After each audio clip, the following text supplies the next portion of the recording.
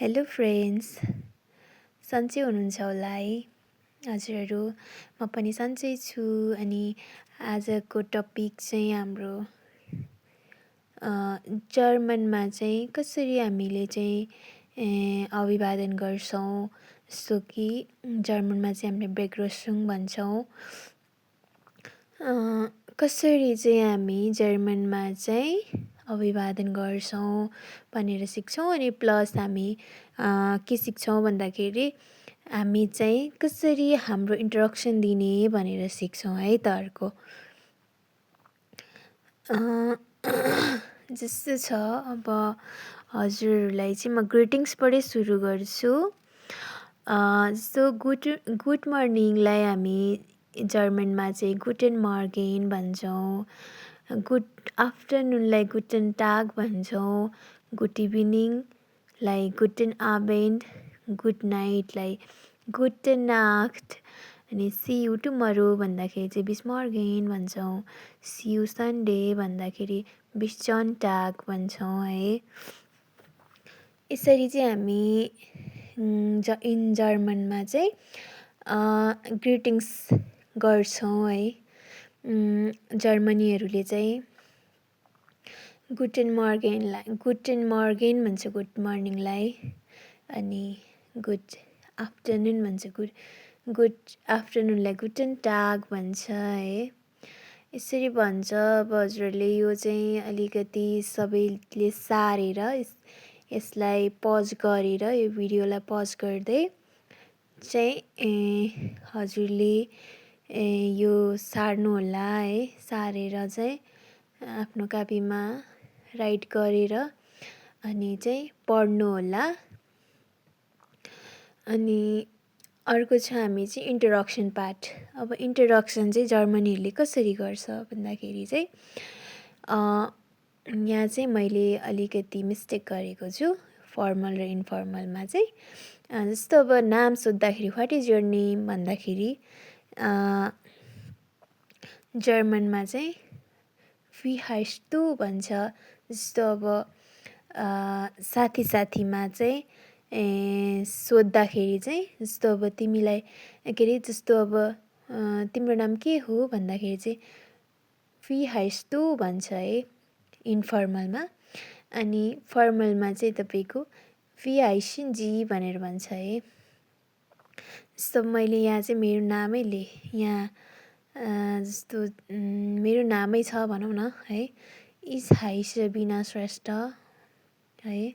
मैले मेरो नाम चाहिँ बिना श्रेष्ठ हो भन्दाखेरि चाहिँ इज हाइस बिना श्रेष्ठ। अनि जस्तो अब इस्पिन बिना श्रेष्ठ, माइ नाम इज बिना श्रेष्ठ भनेर भन्छ है।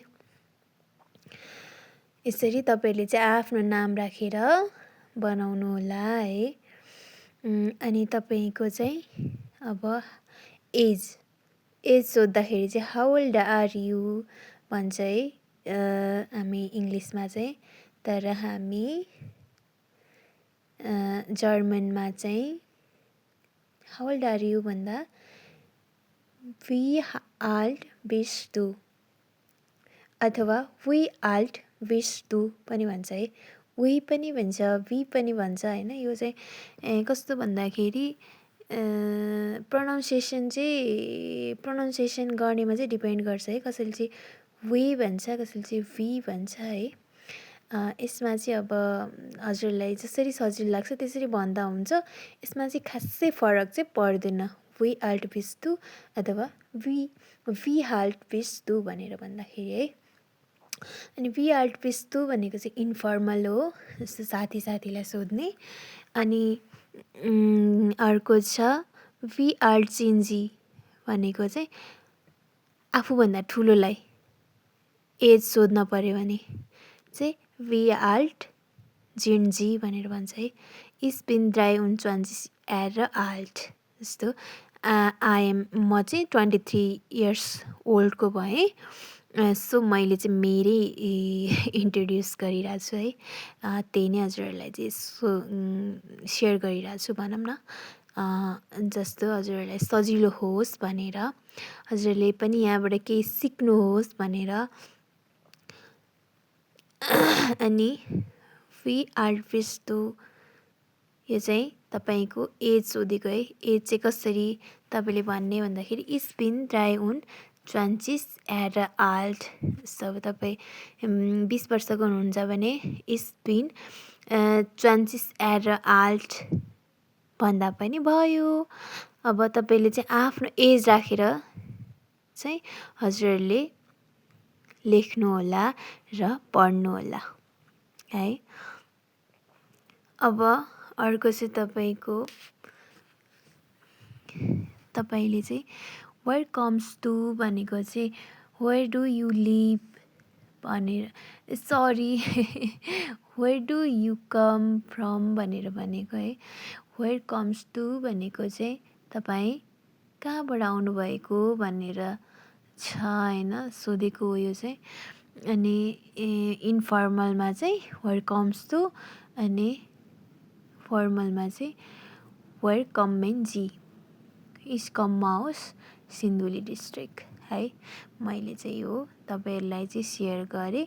अब तपाईँहरूले चाहिँ आफूले पनि एकचोटि राइट गरेर यो हजुरले चाहिँ पढ्न सक्नुहुन्छ र